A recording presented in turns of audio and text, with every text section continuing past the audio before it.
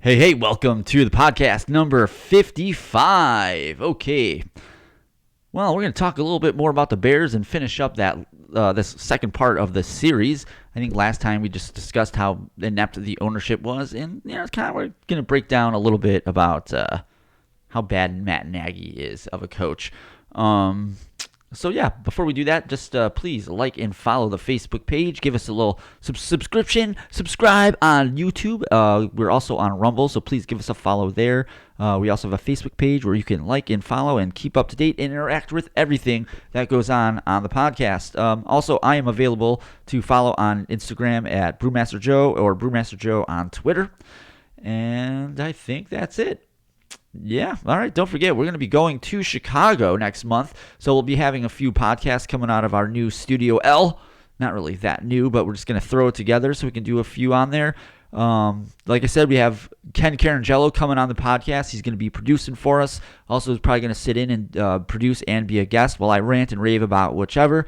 And it's going to be a fun time because it's going to have a different look. Because like I say, this podcast is never ending and ever evolving. And I even think that phrase is never ending and ever evolving as well. All right, so before we do all of that, let's get into it. This is your one-stop shop current events and politics podcast. If society's a joke, then we're just here for the first set. Ready! Oh, look, I'm on camera again. Set! Podcast! Okay, so last time we talked about the Bears, and recently even Mitch Trubisky was signed by the Pittsburgh Steelers, if I'm remembering that correctly. And that's interesting because he is definitely going to be a bridge quarterback for the Steelers. And this is kind of what brought on this podcast or this side of this part of the podcast, because it really made me think to myself, when he signed in Buffalo and played the Bears in preseason that year, he looked pretty good. Not going to lie. We all knew that he wasn't going to be the Bears let me turn my volume down here just a smidge. That he wasn't going to be the Buffalo Bills starting quarterback. But either way, man, I'm really blasting here. Hold on. Let's adjust it. So he looked really good. So that it really had you wondering, is Trubisky really that good? Well, let's go back really quickly to 2018 and do a little recap there, because what you had them is they were 12-4 in their division. They actually won that division. Matt Nagy was named Coach of the Year, and that Mac trade ended up paying off a lot for the Bears, because you had Vic Fangio as their defensive coordinator. He was creating a lot of turnovers, and as a fan of the Bears, when that defense is creating turnovers, they tend to be successful. What ends up kind of screwing them over, though, is they never have an offense that can capitalize on said turnovers. And also that year, Mitch Trubisky went to the Pro Bowl. So they were looking pretty good coming out of Mitch's second year and through Matt Nagy's first year. You can't argue that, that they looked bad at all.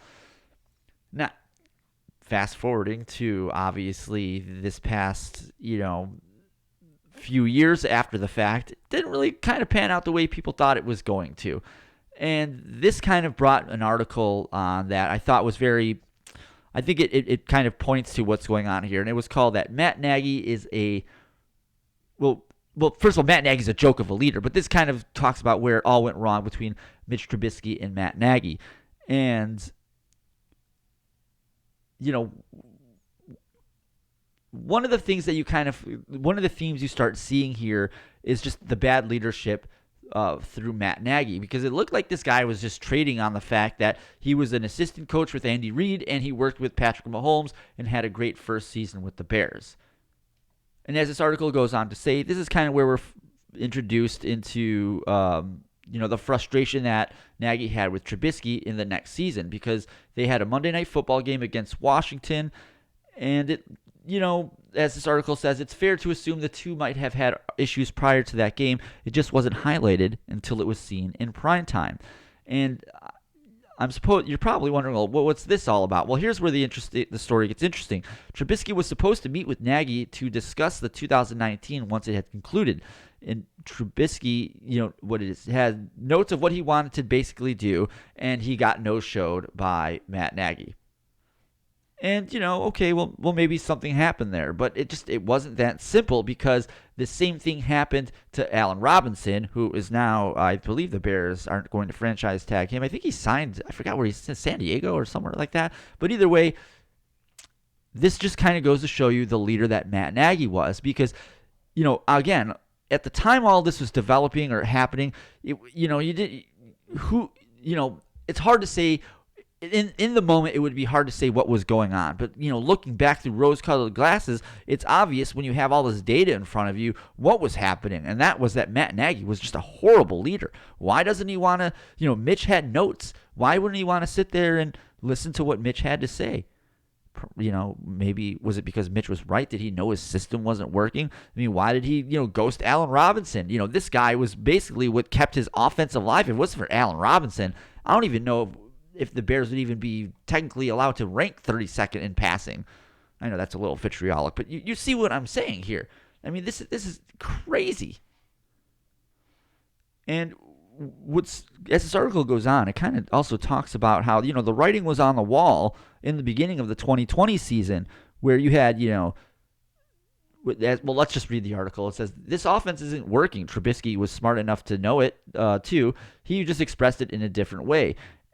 And another source told The Athletic that Trubisky would be in the middle of camp and admit that none of this stuff is working, and would point it out to the issues to Matt Nagy, and his trust the process mindset didn't work. Trusting the process highlighted the same offensive issues that Trubisky, instead of his coach, was blamed for. So that was kind of the other side of what was going on here, is that in the media, I remember the 2019 season and the beginning of the 2020 season, and the constant theme that was going on was, well, Trubisky, he's just not accurate. He just doesn't have it. He can't understand what Matt Nagy's trying to do. Matt Nagy is the god of all offenses, coordinators, and head coaches right now in this moment, because he was coach of the year. So Trubisky, clearly, he doesn't know what's going on. He's just a dumb kid. It's not Nagy whatsoever. I mean, that elitist thinking is what plagues our society on so many levels. In politics, in sports, you just have these elitist mindsets that's like, oh, well, we know everything. What does this 20-year-old punk know? And trust me, I'm guilty of saying that myself. So the 2020 season was interesting because you started off with Trubisky. I think Nagy took over, and this is kind of what blows me away. So I found this video, and I think Troy Aikman's talking in the background, so he'll give a little background to what's going on while they're speaking. But I think what would happen was I forgot who they were playing in the game, but they were driving down the field. They were just in a really quick hurry-up offense, and then Nagy called a timeout. And you can see there's an argument going, a heated discussion maybe between Nagy and Nick Foles. And at one point, you can actually see him. It's right at the end of the video. He goes, "We had them. Here, let's play that video. After they had gotten the first down, he wanted to go hurry up and get at the line and kind of push the pace a little bit. And that's what he's explaining to Matt Nagy, what it is that he saw and how he felt that he had him on the ropes. And they huddled up, they slowed it down, and that's when they gave up the sack. We had them. That's what he was saying. We had them. And this is where things kind of start to get very interesting. So I don't have the year that this was written down, but this had to have been, and yeah, this is 2020. So in 2020, there was a Giants game that the Bears played against. They played against the Giants, and they actually won that game. And what ends up happening is, while watching game film in week 2 of this win, Nagy chewed out Trubisky in front of the entire team. Yeah, I'd say so there. He was basically chastised for being uncoachable and not throwing the ball to the right receiver, and this reportedly bummed out Trubisky and his teammates. Foles stating that Mitch was really liked by his teammates. This could have been the turning point that turned the locker room against Nagy.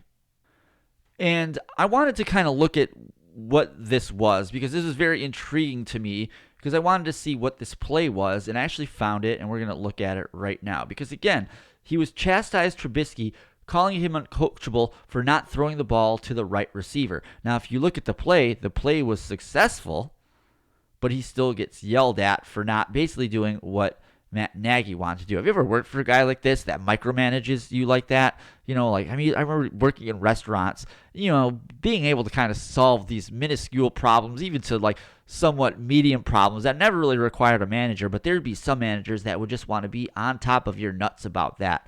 Anyway, let's get to the video. In the fourth quarter against Detroit throughout ball games in order to keep this job. Second and 7. The bottom side of the screen. That's a first down right there. It in there. And, again, let's play that again. And what you're going to see is on the bottom against Detroit throughout ball games in order to keep this job. Across that. Okay, that's Allen. I don't know the player's name. One more time. So you're going to get a man in motion from the bottom to the right side of the field. Throughout ball games He's going to cross to the center of the field. And he wanted to go to the out route toward the go route and he drills it in there. The sideline. Instead, he went to the tight end. And this basically brought him to be chastised in front of the entire team, which, again, is just a sign of bad leadership. I mean, what's really horrible about Matt Nagy as a coach is he can't adjust or admit that his system doesn't even work. And when it's not working, or when it is working or not even working, he's just not willing to adjust whatsoever. He was caught in a mindset where my ideas are going to work no matter what. And I actually saw this in the last year's. They played the Browns last year, and they had to put Justin Fields in the game. And the argument was, oh well, he wasn't prepared to play. Well, that's on him. But to me, as someone who's been watching the NFL for 30 years now, it wasn't that Justin Fields didn't look like he was ready to play. It looked like no one was willing to adjust their coaching strategy to adapt to the new quarterback they had and the team that they were playing against. I mean, it was very, very obvious. And I probably should have that Bears graphic up too. And it's just, I just can't understand where this mindset comes from. I mean, like maybe it's just the elitist crap I was kind of alluding to earlier. But what we're learning here is that, Mitch was innocent and Nagy was guilty. So to the outside world, Trubisky looked like this issue in Chicago. Like I was saying earlier, he was inaccurate. He doesn't understand the system. Nagy's offense, it's just too complicated for him. We need another quarterback that will actually understand it. And the truth of the matter is that maybe Nagy's offense just didn't work. And it kind of makes me wonder. Where have I heard this narrative before? Where have I heard someone saying that this is all on Trubisky and we need to get rid of him? I can't think of anything that I've said in the past that would allude to that. I mean, why would I do anything like that? But with the Bears, the really big problem was Trubisky wasn't taken seriously by Nagy. I mean, he wasn't even wanted. I mean, if you think about it, Trubisky was drafted by Ryan Pace, foisted upon to John Fox. John Fox was fired, and then they bring in Matt Nagy. So clearly Matt Nagy did not want him whatsoever, and he was just trying to use him the best that he can, and then kind of sabotage the poor kid's career at the same time. I mean, even with, Trubisky and his faults, he cared about the team. He cared about, making the offense better, getting things, making everyone successful around him. And he, that's why he brought his notes. That's, what he was trying to do. And unfortunately, he had a coach that was unapproachable. He was stubborn. And, missing a meeting with your quarterback who's trying to help you get better, to help him get better, is just beyond unacceptable. And it's probably why they should have fired the guy right after 2019 in the first place. Yeah, I mean, it's just easy to say that Matt Nagy was just a horrible coach, another horrible hire by the Bears. And, it's just unfortunate that this is what the Bears keep finding, the position the Bears keep finding themselves in. And you have, in the end, that Mitch was the good guy here. Mitch was the one trying to make things better. Mitch, at times was inaccurate, but a lot of that could have been because of his shoulder, which, was made worse because of Nagy's mishandling of the situation. And it's just bad. And honestly, I think I owe Mitch an apology because I was the one a few years ago on my podcast, talking to my friends on Twitter, I'm sure even, just ripping this guy and just saying he's a bust, he's not a good quarterback, buying into basically the what would you call it, the NFL media narrative psyop that they were running on Mitch Trubisky, basically, because everything they said about the poor guy ended up not being true. Look at what he did in Buffalo. He got a job in Pittsburgh replacing Ben Roethlisberger, albeit as a bridge quarterback. He still got a job, though. Still got a job. So here we are with the Bears. They basically have this odd thing of what, they draft a quarterback, then they fire the GM or the GMs, and then they fire the head coaches that the GMs hired, and then they end up firing the quarterback who the GM drafted, and then just like the Bears, you rinse, wash, and you repeat. All right, well, that's going to do it for us this week. Thanks for tuning in. The Chicago Bears definitely have a lot on their plate, and I know they've made a few moves here and there since free agency has started, but it's going to be a very long time before we see any success with the Bears. I wish them all the best, but my guess is they're going to be more concerned about getting the stadium built than an actual team that's going to compete with the Packers. But hey, you know what? The Packers are the regular season champs. Aaron Rodgers has an MVP and $50 more million in his pocket a year. I guess that'll be fun to watch, fall into place as well. All right, like I said, that's going to do it for us this week. Thanks again, everyone. We're going to be on the road soon. I will kind of keep everyone updated on when that is going to happen. I'll be out there the first week of May, but when these episodes actually get on the internet, that's a whole nother thing. Who knows? Maybe we'll do a live show. Who knows? But until then, we'll see you next week, you fucks. Take care. Ready, set, podcast.